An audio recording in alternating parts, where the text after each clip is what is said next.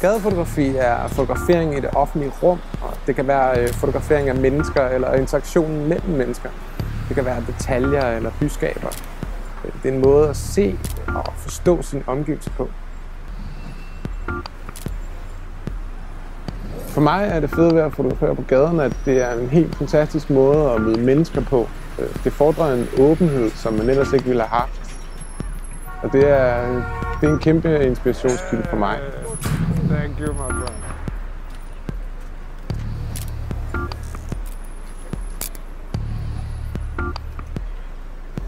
Det, der udmærker Vivian Meyers fotografi, er, at hun har fotograferet sine omgivelser og det, der var tæt på hende.